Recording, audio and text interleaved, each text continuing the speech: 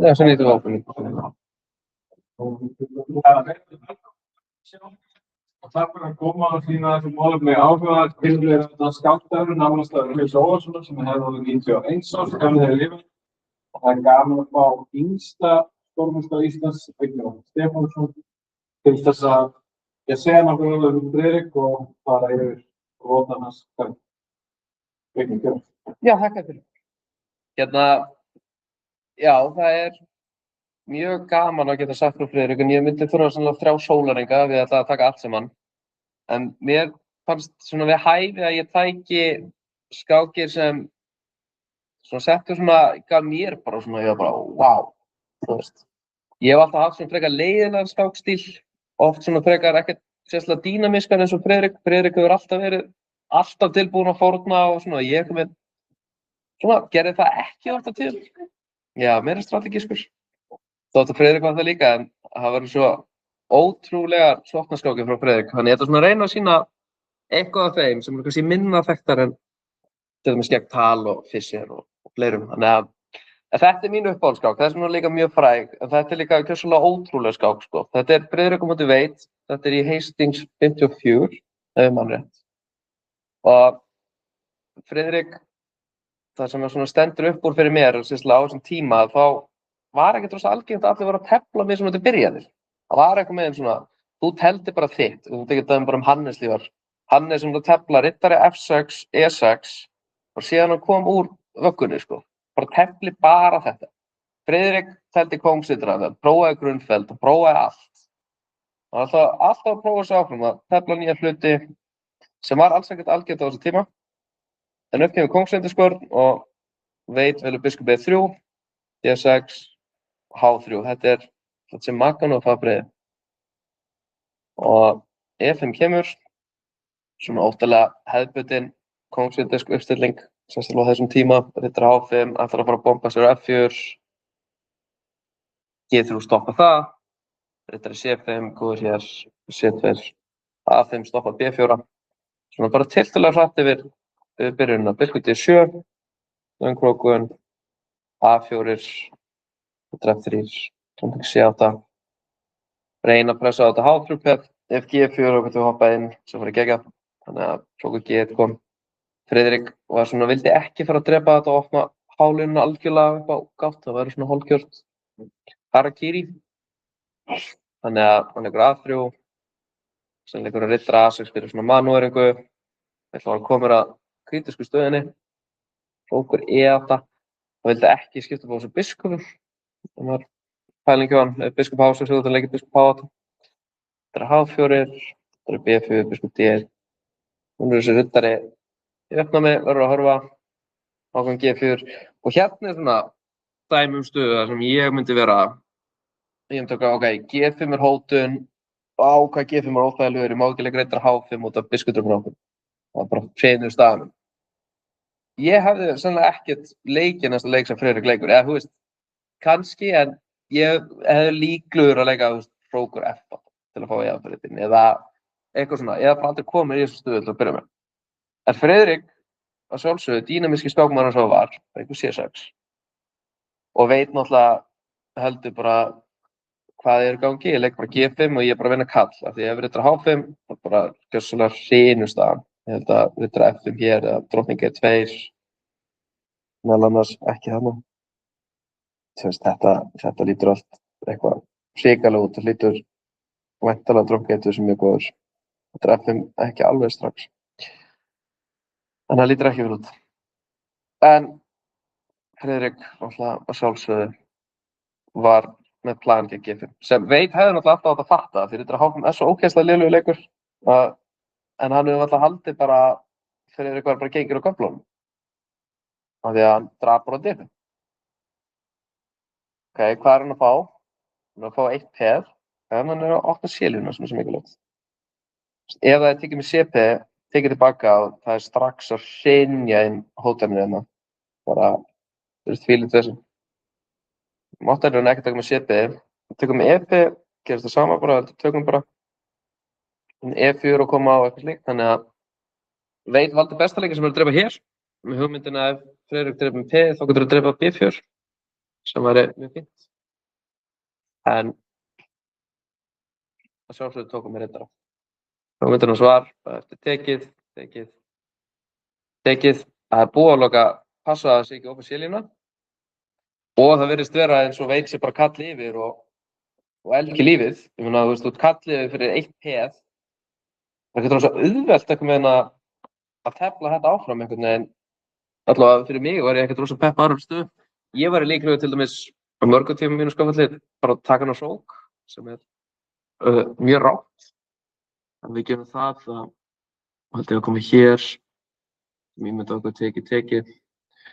Þetta er til dæmis held ég bara mjög óljóst. Kannski er þetta ennþá betra svartan en ekkert óljóst. En Friðrik náttúrulega sóknar skákmaður sem hann er, leik bara B5. Bara tefli kall undir. Leik bara B5, ég ætla að opna C-línuna einn daginn og ég er að fara að máta einn daginn. Mér finnst þetta bara, þegar ég sá þessi skák fyrst, mér finnst þetta algjörlega magna, bara tefla og svona. Þetta er ekki eins og ég segi, þetta er ekki eitthvað sem ég hef verið vanur. Það kemur biskup F3. Hérna kemur E4, sem er langbæsti leikurinn. Ég var að setja þetta allt í töluna. E4 er langbæsti leikurinn, opnaður biskupinn og fór þarna bara öðru peði. Bara alveg sama. Bara kall undir, fyrir ekki neitt. Eða, þú veist, ég hef fullt að spila undan en hérna, fyrir kall undir, þá fór þarna öðru peði. Síðan hérna, reyndar kemur skemmtilegt, ég var að setja í töluna að hrókudrupur E4 greinilega vinnur á svörtum. Sem er bara fórna meira liði, sko, veist, þetta er galið, sko, bara, ok, þetta er bara hrókjundir, tekur bara C4 og tölvan bara, já, þetta er bara búið. Ef þú tekur með BP þá er alltaf bara svona hrókur A4 leikur, sem er mjög óþægilegur, sem getur verið erfitt, og ef drottning drepur þá er bara tölvan með bara, já, leikur bara drottning B7 og síðan fyrir við bara C-línu. Segir bara að þetta er búið, það er frekar magnað, sko, hrókjundir. En þannig, þú veist, allt sem Friðrik er að gera eitthvað til er bara tölvan er bara, já, hárrétt hjá þér. En Friðrik velur næstbesti leikur sem er hrókur A6 sem er þetta mjög skiljanlegur leikur. Biskupinn allt í einu með þetta hingað. Það er bara hótun í stöðinni. Samt ekki að er ég að horfa á þetta. Ég er svona ekkert, þú veist, þú veist, við erum með geggjaðan biskup, frábæran biskup. Við erum líka að kalla undir, þú veist. Hvað er í gangi? Kemur drottning B7. Náttúrulega sjálfsögðu og fyrir ekkert að fara að leyfa eitthvað drottningur úrskýt, bara fórnar hérna skipta mér sjálfsögðu.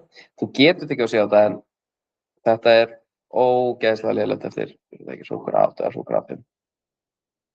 H4 þetta núna í biskupaparið, þetta var allt og sterkt. Mér myndi okkur eitthvað bara svona stöður að sem að þú lifir þetta endatafli ekki enn, sko. Þú getur bara að drepa hér í einhverjum stöðum. Þannig að það er ekki með ekki bója, þannig að in for a penny, in for a pound, tekur hérna og hún hrókjur. Hún gefur svona tekil, ok, náttúrulegt. Hvítur verður að halda þessari línu lokari, sko, veist, ef hann opnar C-línu og tekur með drottningu og kemur hrókur C6 sem er búið. Það er tekið með P og kemur annarkvæmst hrókur C6 eða hrókur A4 og svo. Og það er bara búið, þannig að hann verður að halda línu lokari. Mér finnst þetta tókið magna hérna þegar hann leikur. Það er ekki þessum stöðu, þetta. Skákar, það er hérna. Hérna segir tölvan að besti leikurinn segja ekki D5. En D5 er svo mögnuð og góð hugmynd að það er eiginlega ævintýralegt. Af því að hugmyndin með D5 er að þetta er tekið þá áttu hrókur D6. Af því að þetta er mát. Og þetta er bara aktivit á hrókin bara með að fórna öðru P.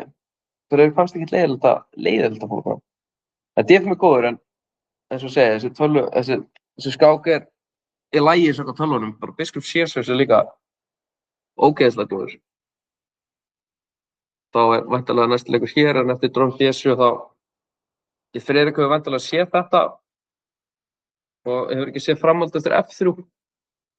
Það tölvan er bara, já, leikur biskup B5 móti drottningunni, drottningin færir sig, hrókur C6 móti drottningunni og ég var eitthvað að skoða þetta, ef drottning D2 á það er bara biskup C3 og segir bara þessi mát hérna einhvers þar.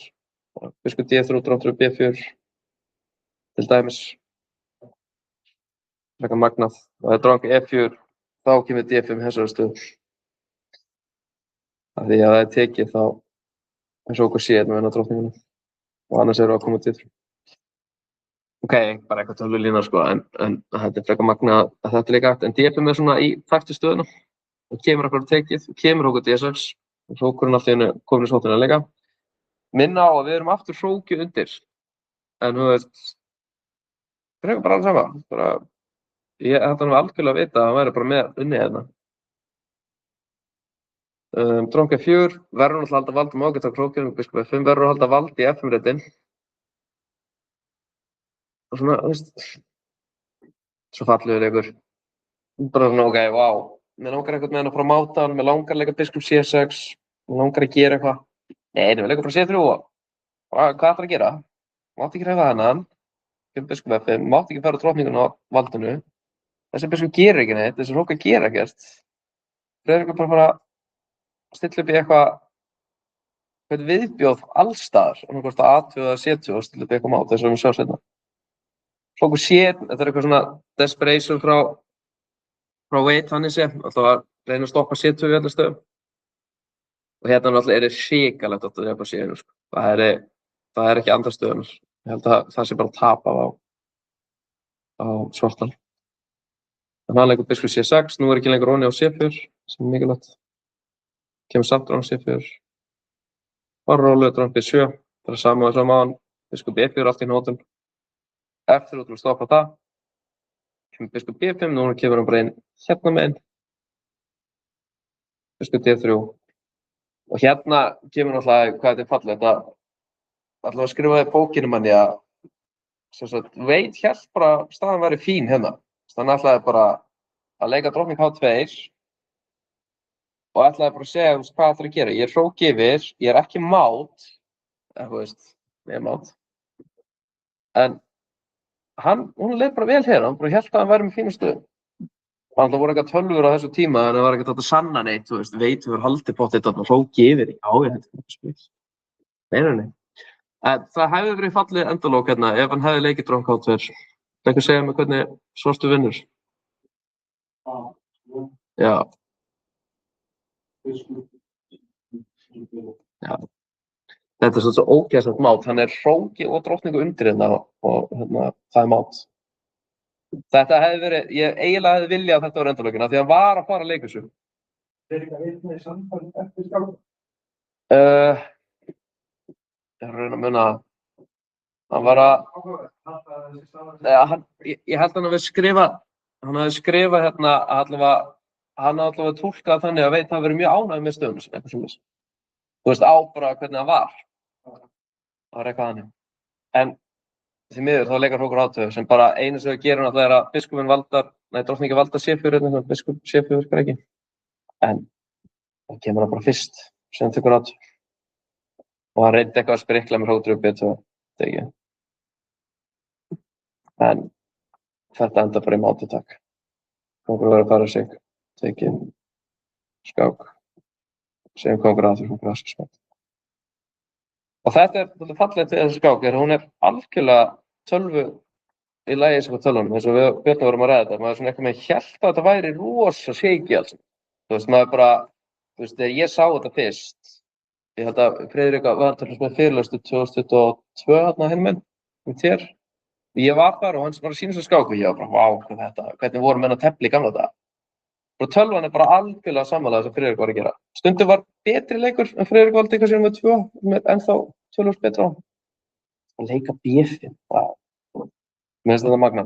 Þetta er eitthvað sem er svona mjög típist fyrir Friðrik að maður sér þetta bara í mörgum skákum hans, hann bara elskar að tefla.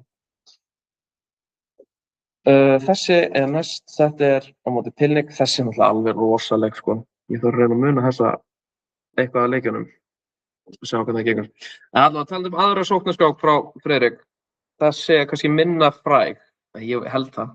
Þetta er Pilnik á móti Friðrik. Pilnik var ógeðslega góður skákmaður frá Argentínu. Hann bjó hérna tíma og kynntist íslensku konu, skils mér. Og þegar hann var hérna, er það ekki, það er 55, ekki 54, að hérna þá tóku þeir einvígi og Friðrik gjörsamlega valtaði yfir Pilnik, minni mig 2 einvígi við hann og valtaði yfir bæði, alltaf eitt það, sem er ótrúlega að Pilnik átt að vera sterkari skákmaður á pappirum en Friðrik bara svona sýndi hver hann væri. Riddari F3 og talandi hvað Friðrik, þú veist, teldi allt. Þú var alltaf að læra einhvern veginn, þú veist, hann teldi ofta sikilega vörnumfellinum en þú veist, allt í einu bara, hann bara að tefla Petrov, þú veist, bara læra nýja hluti. Ég man ekki, það var eitthvað sérstök ástæða sem var rætt í bókinni en þetta var magnað að maður var bara alltaf að tefla nýja hluti, alltaf að læra eitthvað nýtt. Þetta bara Petrov, afbrigði og þetta verður svona frekar leiðileg skák framan af. Við erum svona, ok, allt eins, þetta er skemmtileg tilfæring hjá Pilnik, kóta D5 og þegar hann í eitthvað svona dúllir í hérna eitthvað. Biskup G4, kallan kom út, þetta allt frekar leiðileg staða. Þetta svona típiskur, það eiginlega ekki hægt að lýsa hvað þetta típiskur svona Friðriksleikur. Ef við myndum fyrir að segja eitthvað leikvöður fyrir hvað það sé. Af því, þú veist, ég held að ég myndi bara leika Riddari D7. Ég myndi ekkert eins og fara að pæla í þessu. Friðrik bara ákveður að grípa strax tækifæri og ætla bara að fara að búa til eitthvað. Ég meina þannig séu bara eitthvað hundleiðilegur stöður sem ég myndi leika Riddari D7, hrókur í þetta, Riddari F6, eitthvað. Það er bara nei, þetta er bara að tefla að þessu, þetta er bara að leika eitthvað. Og þetta er kannski ekkert lélegur leikur, ég veit ekki hvað tölum myndi segja. Riddari F4, færði F4 reytin. Pilnik fyrir tilfærslu, þetta er mjög áhugaverður leikur, Riddari F2. Getur náttúrulega tekið F3. En Friðrik sjálfsögur leikur G5. Típist. Það er Riddari F4 og væntanlega planið hérna. G5, allir bara keyra á hann. Ég hef ekki sett þessa skák í tölvu, skal ég viðurkenna, þannig ég er ekki viss hvernig þetta er allt. Og núna fer Pilnik hérna og ætlar að taka á G6. Fáum eitthvað svona peða-klöster hérna, ég veit ekki hvað ég að segja um þetta. Mér líst ágætlega ásvörstu stöðuna, sérstaklega Riddarinn á koma E4, biskupinn ekkert sérstakir. Líst vel á það, hér. Hrókur F7, hérna myndi Helgi Ólafsson segja valda beisinn. Valdar E7 og ef drottning E6 þá býrðu til hérna þannig mikilvæg reitt sem valdar þetta. Mjög mikilvægt. Riddari F1. Ok, Riddarinn kemur inn og Pilnik, ég vona þessi staða sem að Pilnik hindar strax tilbaka og hann fer bara tilbaka. Hann er bara að framkalla þessa veikingu. Bara láta þið leika F3 til að veikja aðeins. Þetta er mjög merkilegt að leika Riddari F4 af því að það getur örugglega bætt stöðuna marga vegu. Drottning F2 og lega drottning F6.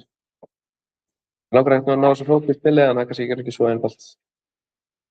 Allavega. Hann fer hér og fer síðan bara tilbaka. C3. Riddari F8, venjulegt. Búið að vera mjög venjulegt hingað til en Friðrik ákveður að leika F5 og G5 bara í einhverju svona þurri Petrov-stöðu. Riddari E8, þetta er erfitt að vera að útskýra Riddari F8 og Riddari E8, en þetta er náttúrulega að vera að leika biskup D6. Það kemur G3, þetta er náttúrulega, ég held að þetta hafi verið arfaslagur leikur ef maður eftir Pilnik, sko. Það meikar engan sens að fara að loka biskupinn inn með H2. Ég man ekki út af hvernig ástæðan var, sko. En hann vildi bara eitthvað meira. Riddari G7 kemur. Haldi í biskupinn. Já, haldi í biskupparið. Mér sýnist þessi vera ástæða til þess. Og síðan var, svo Riddarinn allt í einu bara að mæta H5 í einhver stöðum, bara og eitthvað þessu.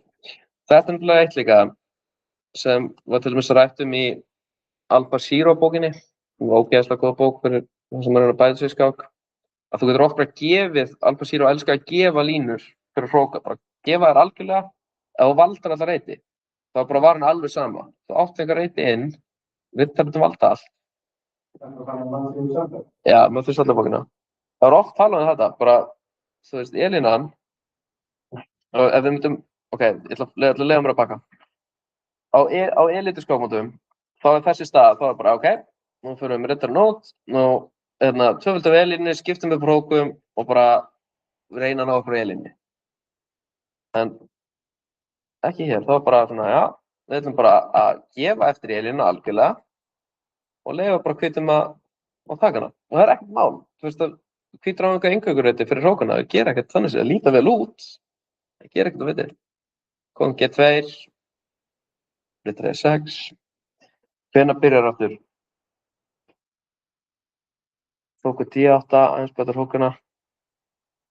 Kom einhverja svona tilfærslur, hróku D, en það ekki svona ávísun á því að það eitthvað búið að fara mjög vellistu hvítustöðinni. Hvað ætlar að gera sem hvítur þetta? Það ekkert plan, þú ert bara ekki með leiklaus að bíða. Frá 7, C4. Hérna allavega Pilning að reyna eitthvað. Og Friðrik svarar beint með kaksnáðurs, G4. Ég held að sé nefnilega, þá mjög létt að skilja út í punkti af því að tekið og tekið upp. G4, fer bara beint í sóknina, tekið, og hérna, þú veist, ég 99% sem að sé þessi stað, af því að það komið smá síðan að ég fór yfir þessu skák. En hvernig Friðrik átti það til að sækja á andstæðinga bara beyond me, sko. Þú veist, að taka á G3 í þessari stöðu. Bara, þú veist, þú leikur G4, þú getur leikið F4 í þessari stöðu, þú tekið á G4, þú ert milljón leiki, það bara, já, þú veist, þetta momenti, ég ætla bara að drepa á G3. Svona, Ég var þetta eftir að computer-checka þessa skáka, mér minnir að þetta sé, ég hef jafnvel að vera aðeins betra framhaldið eitthvað, þetta algjörlega briljant. Hugmyndin átti byggjast á því að við fáum að drottninginu á H4 -ið. Þú tekur með kóng og með drónka H4 og tekur með rittara, þá fáum við líka F4 -ið. Það náttúrulega hugmynd.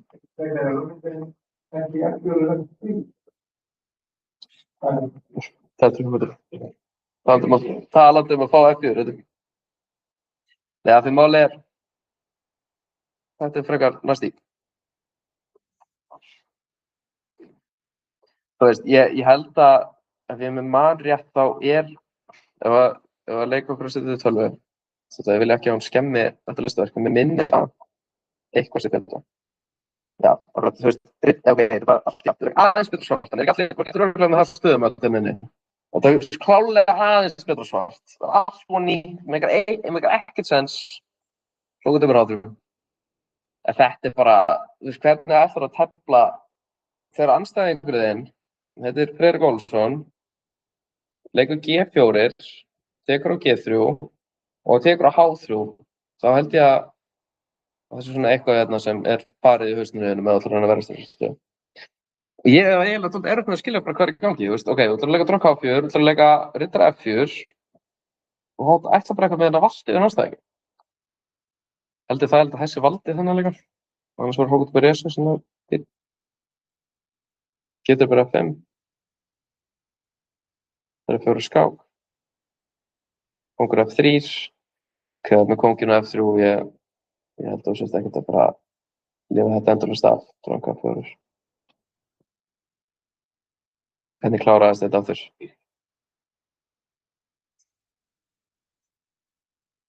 Sé eitthvað, þessi skemmtilegur. Þessi mjög skemmtilegur. Skemmtileg tilfærsla. Skák. Allir kallar hana með. Tekið á F2. Men þá, ég reynda að skipta mig neyður hér sem Kóngur H8, það ekkert að frétta á hvítum. Kóngur E3 lokar línunni, þannig að þessi engir Kóngur H6-leikur koma. Ég man ekki hvernig klárast hann hér. Já. Kóngur E1 búið. Dróndur við D4 koma, voni hér. Allt búið. Mér finnst þetta þetta önnur skák sem lýsir Friðrik ógeðslega mikið sem skákmanni. Þú veist, þetta svona Gautapáll, kýlingur. Þú veist, ef Gautapáll leikið eftir með það og sem G5 hafa sagt, jæja Gauti, ef við ekki bara hætta að hafa gaman að þessu. En þú veist, svona bara var Friðrik, þú veist, það er magnað, þetta náttúrulega getur þetta bakkaður að leika, en ekki bara eitthvað svona, það vildi alltaf eitthvað. Sérstaklega var hann náttúrulega mjög ungur, sko, hann var tvítugur og hann var ekkert að tefla eitthvað old man chess á móti Pilning, hann var bara að fara að vaða á hann. Og mér finnst þetta, ég var til að tölvu tjekka eittina, fyrst ég var ekki búin að því. Að leika G4, Ég veit ekki hvort mér myndi þetta til huga. G4 er besti leikurinn. Og eftir tekið, og þá er 12 á bröti, já, 12 með F4. Sem enda lítur mjög út. Veit ekki okkur Friðrik þarna á honum. En Friðrik bara láta fleiri, tók hana.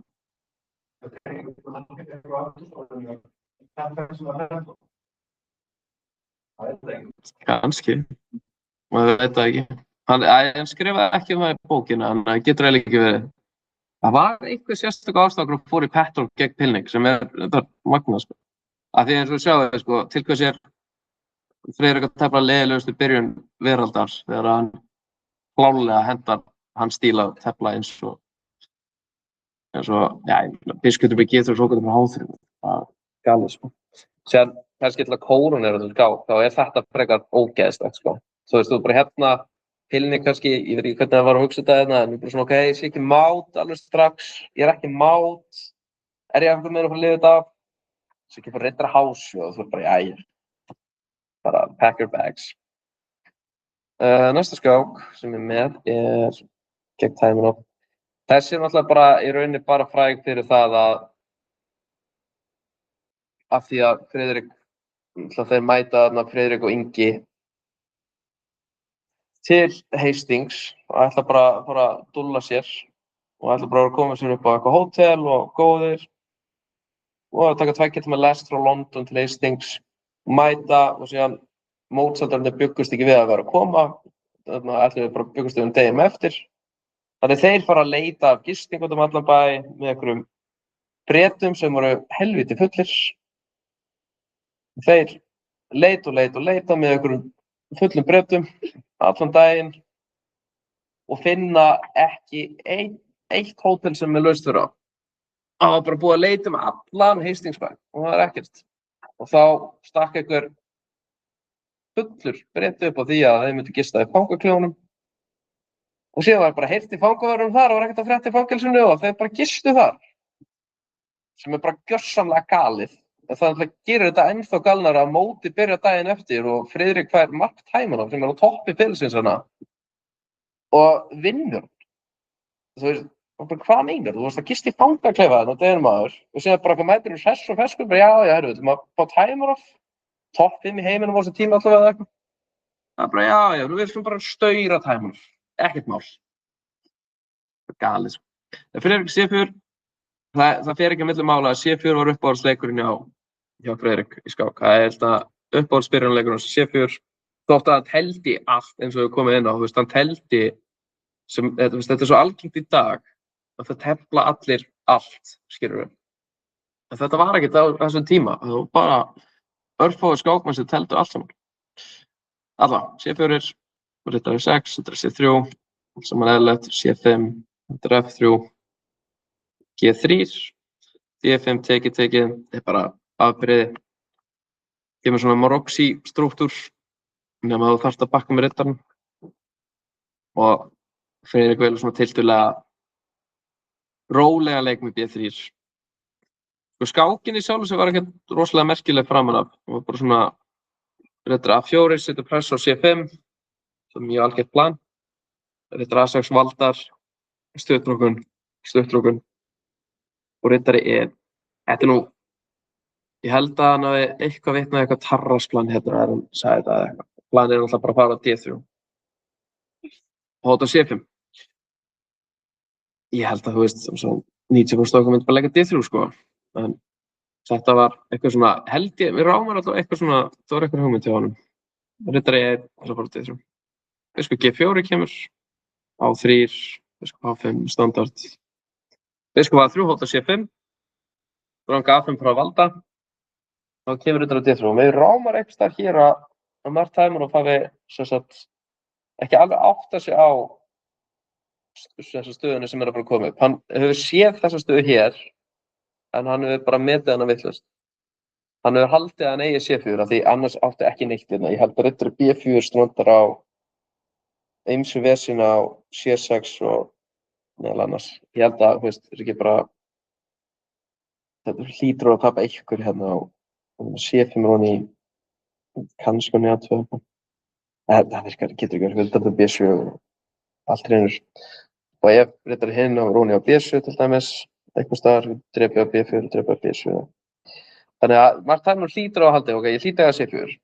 En hann held ég, að sé allt rétt samkvæmt tölvunni, að hann hafi vannmætt í þessu stöðu hér að Friðrik myndi leika G4. Af því að, jú, vissulega, þá peðastafan sem kemur hérna upp lítur ekkert rosa vel út. Hérna er þetta skil ég ekki af hverju Timon drap ekki á E2. Ég held að það hafi verið best. En hann er eitthvað ekki átt að segja á stöðu mála hér af því, jú, ok, þú ert með ógeðslega peðastu, hún er hrikaleg. En þú ert líka bara með besta biskup sem ég séð og fyrir utan það þá eru hvítröðinni bara veikin og þegar. Komið H6 í öllu stöðum.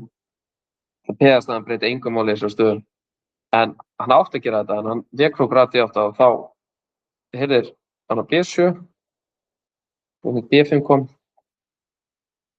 Hóta biskupnum B7 og hérna var það biskup F3, E4, já þetta var rosalega spes þarna skræðina sko. E4 og riddari C3 og núna ertu í beglu. Ég held að E4 hafi jafnvel verið síðustu mistökin í skákinni, það er maður rétt. Það E4 lítur ógeðslega vel út, ef þú tekur þá kemur tekið og út í gefið og ef biskup G4 og kemur F5. En þetta er svona krókur á móti bragði, myndi Helgi Ólafsson segja. Þá þessu drottningi skákar og þá fyrir hérna ertu komin í held ég dómsdagsvesinni. Tekur og tökur bara þessi riddar ofan í. Þannig að F5 kom og þá kom ég 3. Og jú, þessi peðastæða lítur eitthvað þokkalega út einhvern veginn og svo sé að gera eitthvað að blokka biskupinn og en ef F3 kemur þá er þetta bara brotna allt. Og fyrir utan þá ertu peðið niður. Svo D6 kom. F3 og sjálfsögðu. H6. Hérna, ég held að Mark Timon hafi verið hrikalega tímar að gera hérna því að einhvern leikinn eins og koma einhvern veginn með enga sens. Ég held að svona staðleika sé algjörlega gjörsamlega vonlaus. Riddari E4 með þessu hóttum. Lítur mjög hættulega út. Þannig að Timon fór í eitthvað sprek hérna og H6 tekið. Drottning F3, valdar H3, út með drottninguna. Og peði yfir og fyrir utan það ástu með alla stöðum. Tekið á F5. Tökum við hrók og drottning A til skjókveðsum. Hann tók með riddara og það var ekki flókið fyrir Friðrik að leika E4. Tekið, kalli yfir og einfallega drottning E4. Það er alltaf eitthvað mát á E8 þarna sem lúrir í lokin. Það er ekki svona og þetta var leld til dæmis. Þannig drottning F4, hrókur F4, tekið, hrókur F1 og sjáum að máti lúrir en þá E8. D2, tekið á B4. En þá reynir Timon og eitthvað og gafir. Þetta er svona, þetta er alveg fallegt, það er alltaf þetta mát á E8. Sko ég sýni þessa skákir rauninni bara út af því að sagan er svo fáruleg. Af því að hvernig er þetta gista í fangaklefa? Og jú, það er dálítið spes að missa því sko, en það er hérna, mér skilst að þessi staður sé samt ógeðslega óþægilega. Ef ég mann rétt sko, við getum meira að kíkt á það. Ég veit ekki hvað það segir. Nei, það gefur E4 sem er betur svart, það er magna. Hér, F5, E3 og hérna greinilega á hann leik sem er fínn á. Riddari B4. F3, F4, ok. Tekið okkur. Interesting. Ok. Nei, þetta er aðeinsvært. Kannski, ég líka er curious að ég náttúrulega las þetta bara á bókinni, ég hef ekki tjekkað þetta með 12. Það máttu leika bara D8, það er C4. Og hún var alltaf að litast ákveðlega á þetta og honum okkar manni, hann hérna, þeir eru bara ekkert að spara sig. Þetta er bara magnað að leggja tæmur eftir að gista í fangaklefa. Mér finnst það, sko, sú saga eitt og sér, ekki svona galinn, sko.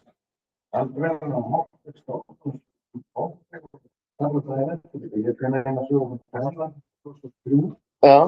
Sævar Gjaldarsson settur í fangaklefa og hann byggður. Og fyrsta alþjóðlega skattmáttur á Bæjarlandi, 2003 hvað gerist það í hendur? Þú mætir úr fangelsinu og ruslar upp í það. Já.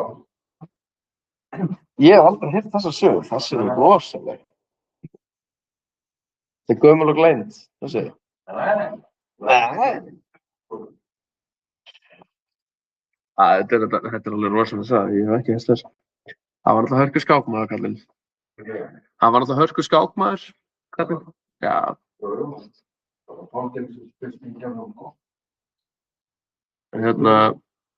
Þetta er skákið Fischer með hvíti.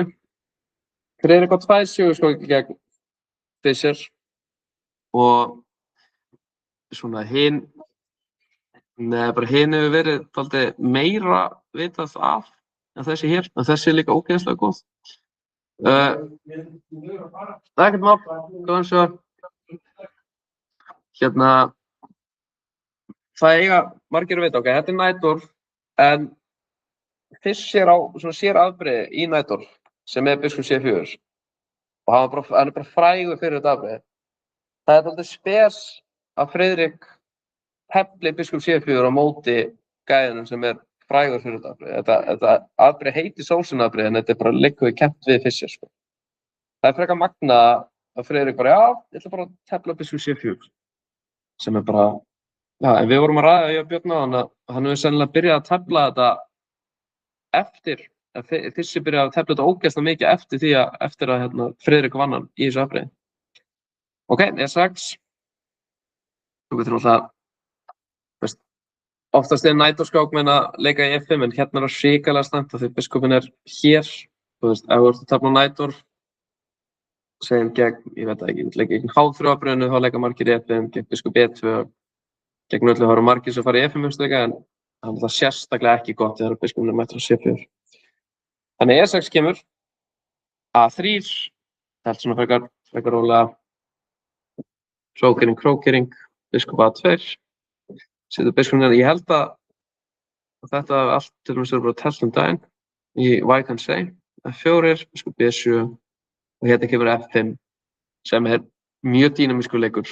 Þetta er náttúrulega alltaf hugmyndin í þessu afbrigðum er að leika F5 til að grafa undan þessu D5-lut, þannig að ef þú leikur E5 þá er D5-luturinn alveg í vissunni, hér og rittarinn snöggur tilbaka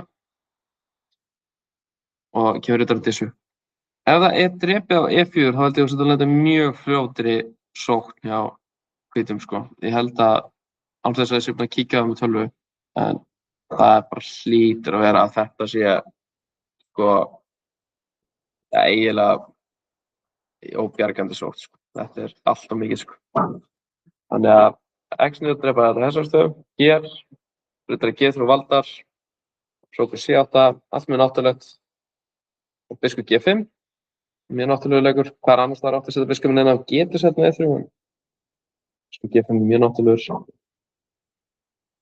Drepa B6, reyna að muna stöðuna þegar að hann tekur á skarið hérna, hann Fischer, já, er hér, svo tekur C3.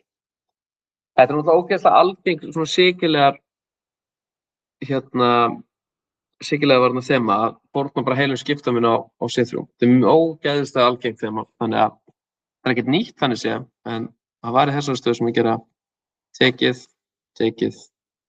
tekið á H5, tekið og ætlaði þess að tefla þessa stöðu með og segja ok, ég er með miklu betri peðastöðu sem er vissulega rétt, peðastöðan er betri og ég er með bullandi bætur, biskupinn er ógeðslega góður á E4, riddarinn er góður á B6. Ég held að staðan sé, já, þú veist, þetta er alveg virkilega sniðugt, þetta er mjög svona típist sikilega varnar þema. Dráttning G4, hvítur hótar F6 og hótar biskupnum, en það kemur D5, krókur á móti bragði. Það er skák eða kemur F6, sem er mjög mikilvægt. Krókur H1, G6. Ok, en þetta er svona Það P-lukkar alveg frekar andstyggilegt hérna. Ýmis færi á að stilla upp í ýmsar mátóttanir. Þá kemur hrókur A1. Hrókurinn var ekki að gera þetta á A-num, af hverju ekki að bæta? Kemur hrókur E8. Þessi drottning á alltaf þennan varnarmöguleika hér sem þýðir að hvítir séum sennilega ekki að máta í bráð. En ég held að sé rosalega erfitt að tefla þessu stöðu á svartan sko með þetta P á F6. Ef þetta P var á F2 til dæmis þá held ég að staðan væri svona liggur við töpuð á hvítan. Ég held að það væri gríðarlega erfitt að tefla það. Ok, H5 stoppa drónk H6. Fínt, drónk G5. Og við erum aftur að fara á H6, dressi 4. Og svo sagði drónk H6 þá kemur bara drottning F8. Það verður algjör draumur fyrir svartan að fá að skipta upp á drottningum hérna. Þetta held ég að veri algjörlega óteflandi endatefla á hvítan. Það er eitthvað með allt óný. Þannig að það kemur biskut upp á C4 hérna, Friðrik, tekið, mátti ekki taka með drottningu á drónk H6. Og hún er allavega svona P4 þessu veikleikum allavega, það er ekkert, drottningi getur ekki drepið þetta. Kemur hrókur E3, svona tilfæring, valda C3 líka. Drottningin kemur á F8, fyrirbyggir að segja eitthvað mát. Hrókur B, tekur B-línuna.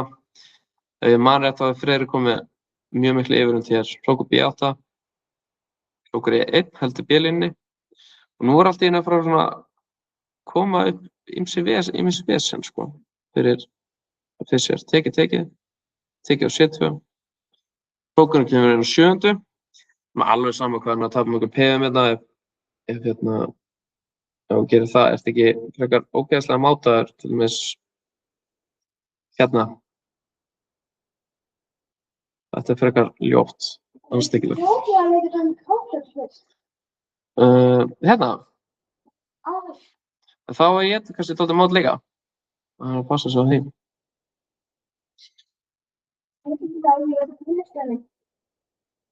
Það var biskup F5. Bakka með biskupinn. Hvað er svartið með hann? Með 2 P og skiptamun. Þegar bakka með drottninguna. Vesin er bara að drottningin er alltaf ótrúlega fröst hérna. Biskup E6. Landröpur F5. Ég held að það sért 4 sem fann leikum biskup E6 staður biskup E4. Það vænt að láta einhverjum vesinni. Ég held að staðan sé bara orðin gríðarlega mikið vesinni en það er eiginlega stundum hrókur B8 með þetta. Verður að taka A3, bara að gera eitthvað. H3, bara loft út, einfalt. Skák. G5. Ég held að þú sért hérna. Já, ég veit alveg ekki hvað það átt að gera en ég held að G5 hljóta að vera fínn leikur af því að þú að reyna að skipta upp hérna í einhverju stöðum. Hrókur A7 fyrir undir apið. H4 tekið. Hrókur A7. Og hérna er svona, já, svona leikur sem gerir út af við skákina. Hvítur og leik. Hvað segirðu? Já. Þetta er hvítur og leik. Tekið og S og tekið. Málið er að F7 þá er drottning F1. Síðan er alltaf einhverjum þráskákir á F4 og eitthvað. Þannig blir ekkert svo einfaldur leikur sko.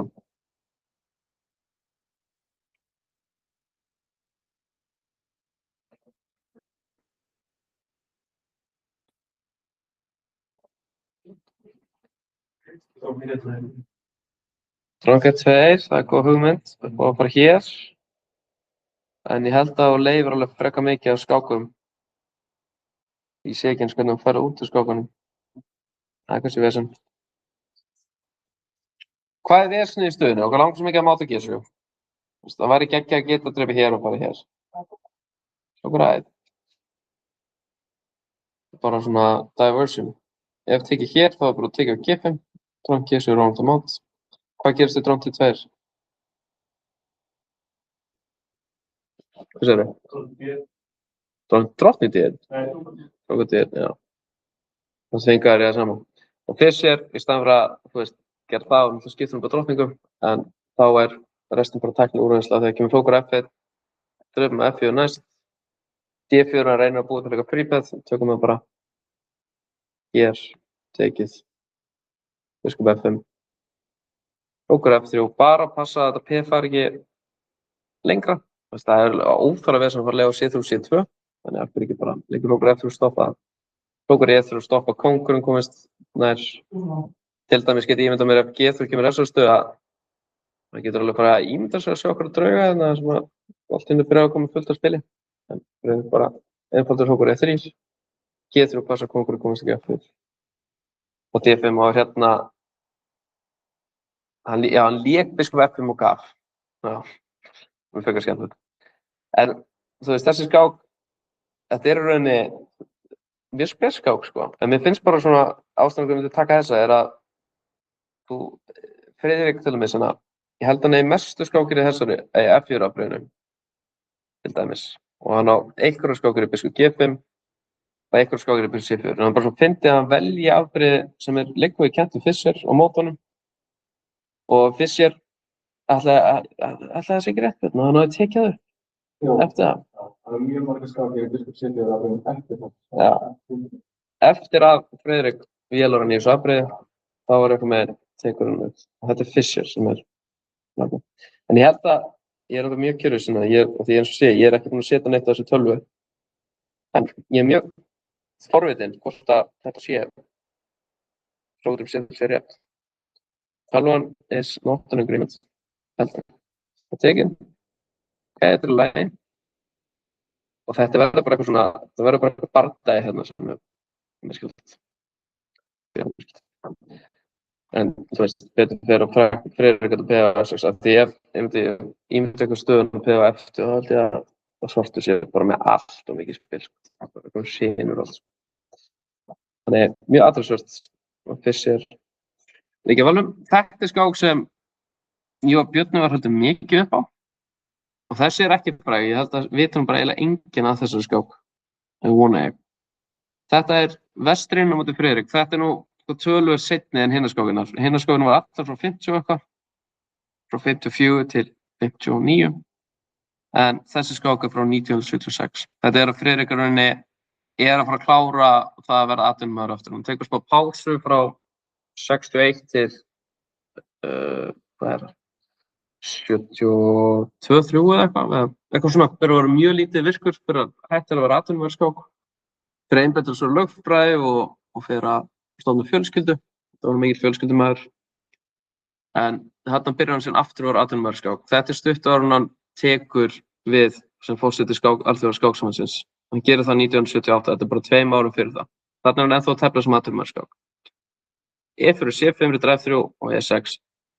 Friðrik var mikið, eins og ég benti á, mikið að tefla sigurlega vörn. En það kemur það ekkert óvart af því að, eins og ég er búinn að sýna ykkur nokkrar skákir hérna, hvað hann teflir aggressíft og teflir skemmtilega, þá hlýtur sigurlega eiga vel við. Þessi vestarinn, þetta er besti skákmaður finnsku skáksögunar, var ógeðslega góður. Það er ekki rétt hjá mér. Jú. Það sé ekki bestur. Tommy Nýbak þessi. Já, það er að byrja Tommy Nýbak. En ég meina, finnski skákmaður sem er ná lengst. Já, það verður vesturinn, já. Ég held það. Og vesturinn tefldi mjög mikið og mjög mikið að hann dó líka, skilst rétt að hann hefur bara verið alltaf að tefla og teldi ýmis furðulega afbrigði eins og B3 sem er ekkert lélegur leikur, þetta er bara ágætist afbrigði en svona var Friðrik bjóst barlega við þessum leik sko, af því að hann hefði telt þetta áður og eitthvað hann fletti beinni skák. Það var öðruvísi undirbúningur þá en í dag. Allavega kemur D5, Friðrik 6.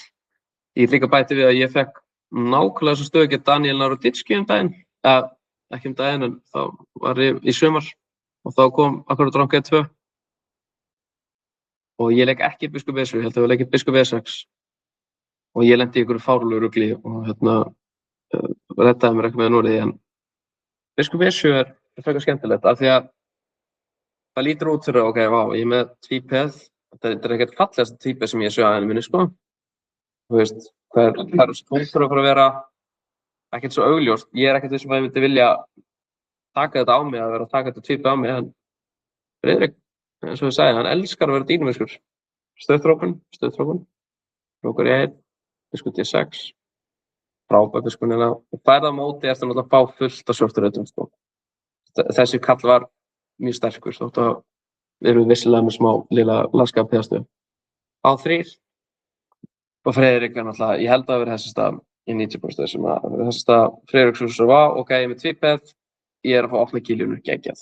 Þannig að hann leikur kongur á þetta til þess að leika frá Wikið. Og alltaf bara að nýta sér að hann sé með tvípið, ég held að hann bara lífi bara mjög vel í þessu stöðu. Þetta er að sé 3, kongur G8, það er onni á H3, þannig kongur H1, kongur biskup E6. Og það var svona hér sem er bara svona, ok, Friðrik með 2 tvípið, bæði hér og hér, en hann með biskupapar, mjög sterkt og grimmt biskupapar og ég get eiginlega lofa ykkur því að ég held að 12 elskir svörstu stöðuna, ekki íkvöldina, já, sko, svartur, nei, 12 elskar svörstu stöðuna, sko. Þótt að þetta sé ekkert svona frekar náttúrulega að gefa eitthvað tvípið og eitthvað, en biskupapar er bara svo sterkt, opin G-linu líka. Ég held að Friðrik hafi bara svona verið, hann fær eitthvað svona biskutur F6-leika og hann er bara elskar það, sko. Hann hafi verið bara, já, nú tekum bara P og ég er með opna G-línu eftir 5 leiki og hérna er ég með alla sens á að búa til ykkur stórsókn sem hann gerir. Kemur yttir að H4 og verður nú að reyna að nota eitthvað sem reytum hennar, reyna að fá eitthvað spil og þá kom F5 sem hótar ryttarum H4 og tekur E4 reytin af þessum ryttara þegar hann leikur D4. Það kemur ryttara 3, býr til reyta á F6 meira að segja, drottning F6. Hægt rólega 2 hrókana. Það er ekkert svo augljóst hvað hvíti ryttarinn er að fara að gera þarna. Ég sé ekki einu svona reyti, sko. Þú veist, ef þið séu góða leiki fyrir þessu ryttar næstu 5 leiki, þá var það kraftaverk sinns. Þessu ryttar eru algjörlega glataðir. Hróku G, þetta er svona admission of defeat, daldið, eða þú veist. Þetta er F5 og þetta er G3. Ég veistu, liggur við besta planið, sko. Þetta er alltaf mjög erfitt. Það er jafnvel spurning um einhver svona leiki bara dett inn, sko. Þetta er bara, er það ekki bara eitthvað ógeðslegt mát? Alltaf, hann leikur okkur G0 því. Þá kom bara dronka á 6 og hérna eru svona næstu fann að hóta hlutum við G2 mörgum stöðum. Og ryttar A4, ég B, ég veit ekki hvað þessi ryttar eru að fara að gera. Einfallega 2 hrókana. Ryttar á 2. Hróku G8, allir kallanir eru gjörsamlega fullkomnir. Eins var að bæta út af þessu biskup, en ég held að Friðrik sé á réttri leið með að fara að gera það. Drottning G3, eru að fara drottningakaup? Nei. Og átti ekki að taka C5, þá kemur D4 og vinnur kallið tilbaka, eða bara vinnur kallið. Svo okkur að E1 kom, þá kom D4, biskup D5.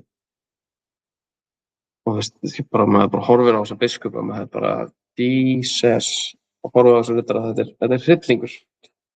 Er einhver að pæla þessu tvípið þarna? Þetta tvípið mér sem bara hjálpar, sko. Ef þetta pefur á G6 og hrókarnir hér og hér, þá getum við verið að tala um aðra útkomu. Það er bara að hjálpa þetta tvípið. Þetta er típisku Friðrik frá G4. Ég held að það séu margir góði leikir hérna sátt. Ég held að þetta sé ekkert bara eitt góði leikur.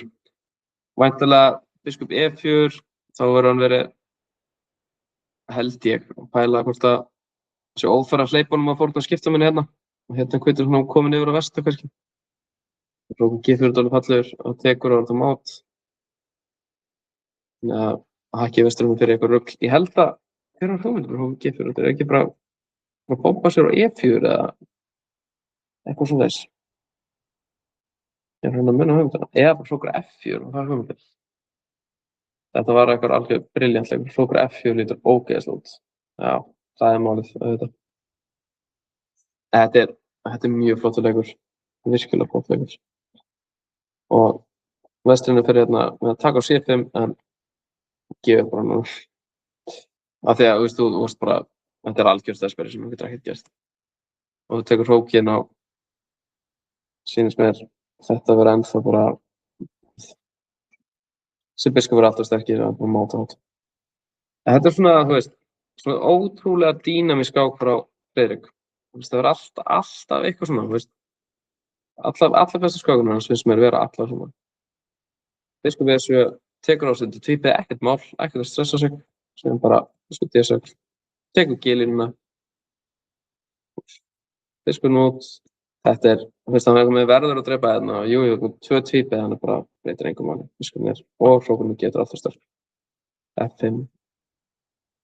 Já, þetta er virkilega skák. Og ég held að ég hefði átt að muna eftir að hrókur G4 var algjörlega brilljant. Af því að hrókur F4 kemur og það er þetta ekki á. Já, ég held að þessi síðasta skáðin sem ég er með í dag. Sko, þetta er ekki sigurskák fyrir Friðrik. Þessi? Já, ég veit það ekki. Þarna svo sagt, allar skákir sem ég er búin að sýna ykkur eru frá sko ala 50 og eitthvað, sen 1 frá 76. Friðrik heldur náttúrulega mikið á þessu bili. Heldur lítið með til 61 til 69 eða eitthvað svona þess. En síðan þessi skák frá 2013. Á Reykjavík Open. Og það þegar Gunni Björns ætti nú að segja þetta, en hann alltaf ákvað bara að vera með á Reykjavík Open. Og þarna Friðrik 78 ára gamall. Og hann paraður á móti David Navarra sem 2710 elustigana. Navarra var sko á þessum tíma, ég held að hann tæki sitt pík eitthvað 2016 eða eitthvað. Og hann bara topp 20 í heiminum á þessum tíma, topp 30. Og Friðrik með hvítt á móti honum. Og maður bara svona fyrirfram, maður bara svona, jæja, þú veist, þetta hlýtur að vera eitthvað völdun, myndi maður halda. Þú veist, að díla við Navarra. Class is permanent. Það dálítið, svoleiðis, við F3, G6, G3, Friðrik var nú alltaf bara að fara að tefla smá nokkur rólega gegn Navarra, til dæmis ekki var að leika E4, C5, C3, eins og segi, hann bara að tefla rólega. Það var ekki að leitast eftir að fá betur byrjunni, þannig svoleiðis ætlaði bara, þú veist, þetta alltaf til magna. Drottning A5, það var að tefla eitthvað svona hristi í þessu. Það kemur bara biskup G2, tekið. Það sem endur á að gerast að kemur E4, D6, A3. Nú getum við bara að leika biskup E3. Riddari C6, biskup E3, D8, alltaf að leika D5 einhverjum stöðum og þá kemur C4. Einu veginn að Friðrik búinn að eiga tíma, hann búinn að leika C3 og síðan C4. Það var að tapa tempói á því að koma sér í þetta. En annars þetta mjög típisk staða. Þetta svona típisk Maroczy bind staða, þannig þetta hefur ekkert verið nýtt. En Friðrik lendir mjög fljótlega í vesinni, sennilega út af því að hérna þarf hann að leika riddari D2. Af því ef hér, þá held ég að koma riddari E5, hóta C4, þá getur fókus C. Þetta peði bara falla af því B3 og riddarinn C3.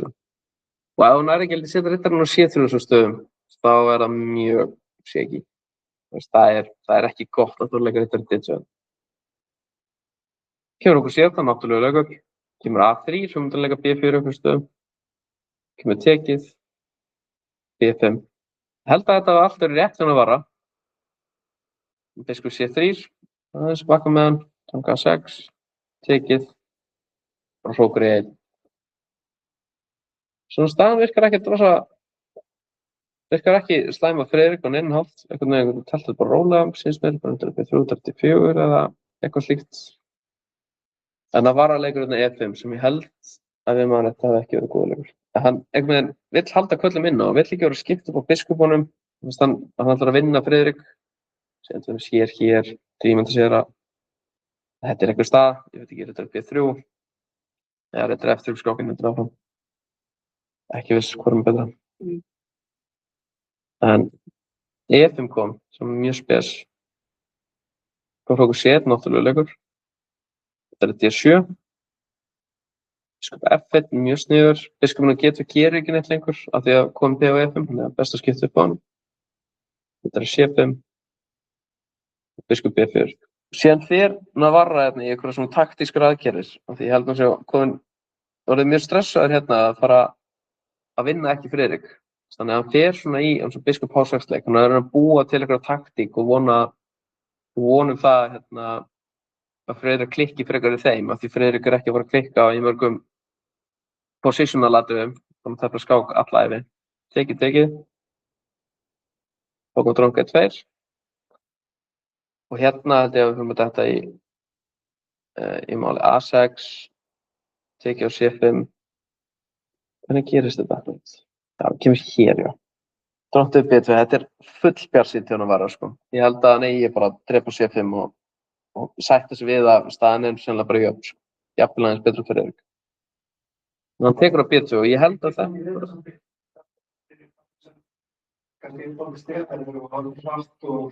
Tekið mjög vel við þetta. Já, ég tengi alveg við þetta, en maður þarf að velja rétt að mómenti til þess, því miður. Þetta er bara, svona þetta í dag, það er alltaf svoleiðis með teflum á einhverjum aðeins stelari og maður er bara alltaf að reyna að búa til eitthvað, skilur við. Maður langar alltaf eitthvað að gera eitthvað, en það þurfti á rólegur því að eftir biskup E3 tekið á C, að því málið er að ef tekið á E3 þá tökum við bara C á það, millileikur, mjög mikilvægt. Og ég veit ekki hvað Navarra akkurat sá við þessa stöðu, en eina sem ég sé er, halló, gangi vel að vera í þetta. Og ég sé þennan reit fyrir riddarann. Þessi staði bara töpuð á svartan. Tekið skák hér. Þú ert vissulega með 2 peð, en þú ert með veikastu kóng sem ég hef séð. Drottning C6, drang F3, drang F6. Hvað það gerir í þessu stöðu? Hvernig ætlar að passa úr sérst ekki mátt? Þú veist, D5 held ég gangi ekki neitt, það kom bara tekið. Riddarinn að mæta F4 og F6. Sem ég myndi á okkur þessi línu hér. F5 og drafsvarsbúð.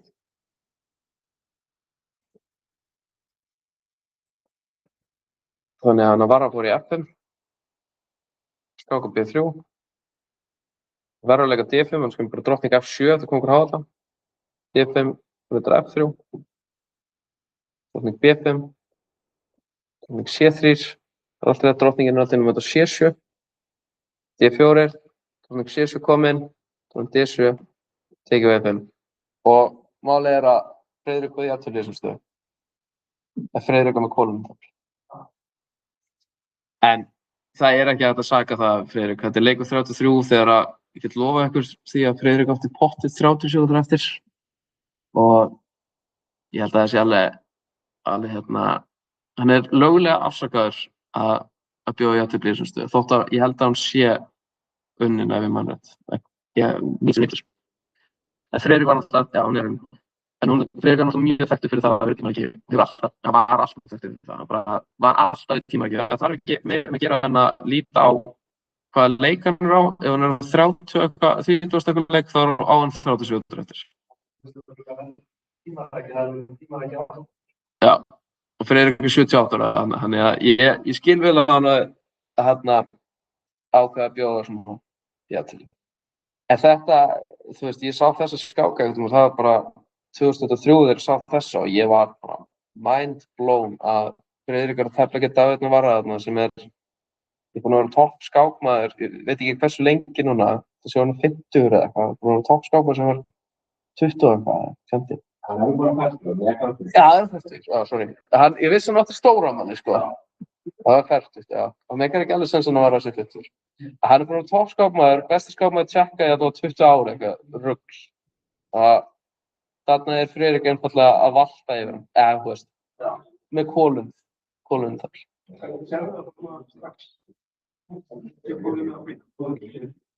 Þú veist, það er kannski ekki svo einfalt hér, hann átti léttari sigur hérna einhvers staðar áður. Ef Friðrik hafði haft tíma í þessum stöðu, ef hann hefði ekki verið í bullandi tímaræki og skattara, ef hann hefði verið tvítuð Friðrik, hérna þá hefði hann gjörsamlega valtað yfir. Hvað gerist? F5, skák á B3, hér. Þetta er G5 greinlega bestur, sem þetta með eitthvað sem hér. B5, drang C3 bestur. Hvar var léttasti sigurinn? Það er hér. Mér finnst það ekki mjög vel að skák og C3 og taka asis með þetta. Why would you take such a point? Og næsta leikur er drottning C2 sem heldur engar samstæðan. Mér finnst það sem mjög náttúrulegur. Kannski er það ekki svo auðvunnið hérna, þú veist, eftir tekið og ég ætla sérstaklega að segja líka að við erum 30 sekúndur eftir og þá er þetta ekkert gefið, sko. Ég er ekki svona alveg að skilja leikinn sem tala með, sko. Hún bara með dropping D2, dropping E2.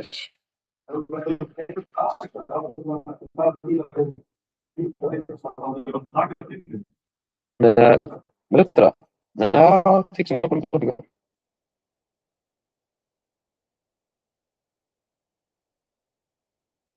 Það ekki mátt. Það var það að passa ekki droppinga hvað þú veist það.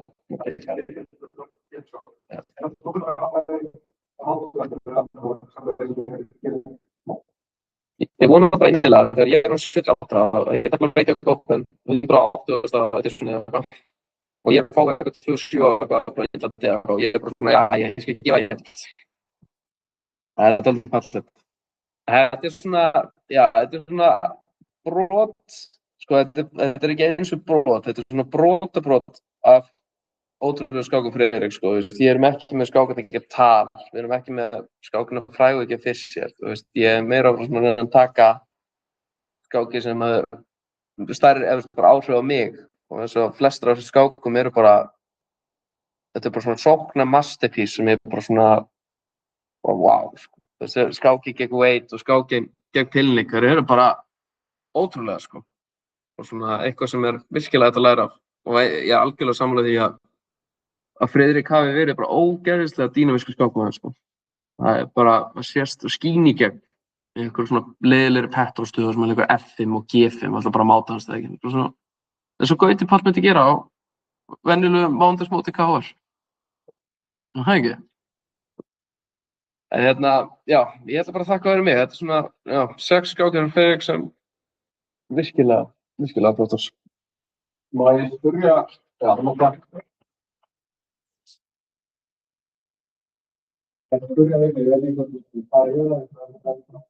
en svona áhrif á þig og þína kollega stórmestar, áhrif frá Friðrik,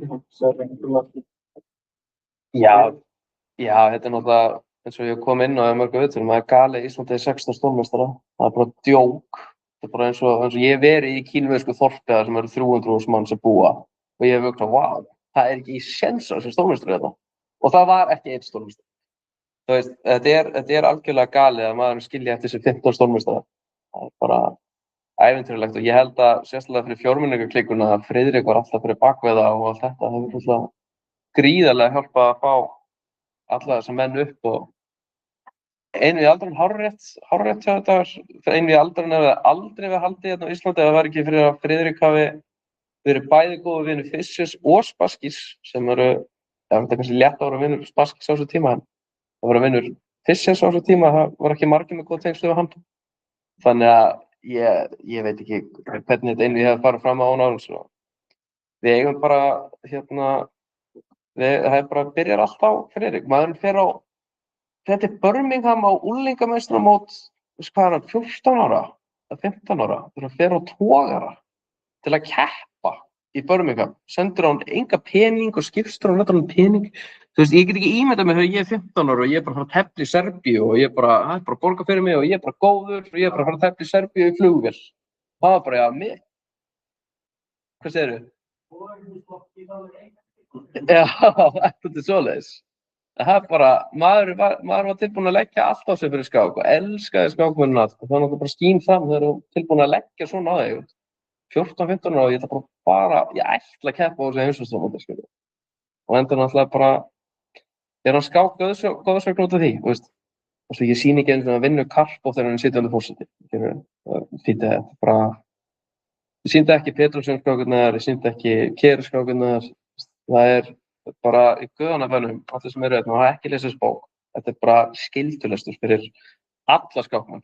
Það eru verður að lesa þessu bók. Guðrún Fanney. Það er nú gott, eða þessi kjærleika, hún er svona, þú veist, þessi er bara stærri og betri og líka skrifað að Helga sem þekkt hann ógeðslega vel. Þannig að hann vinnur Tæman og þá var hann 20, þetta voru 55-56. Það er bara 20 og gist ykkur á fangaklefa og sér bara mætir og vinnur bara Tæman og bara spólum bara yfir það. Það er bara galið, sko. Síðan eru svo margar skemmtilega sögur, sko, sem þetta er búin að segja flestar. En Ótrúlegur. Fyrirmyndi mín og ætti að vera fyrirmyndi okkar alla. Ok, og hérna... Já, hvernig, og tefla? Og ég enda... Þetta er maður. Já, það er best að þú segir tefla þetta. Þetta er fyrir að fræja erfæðverðin.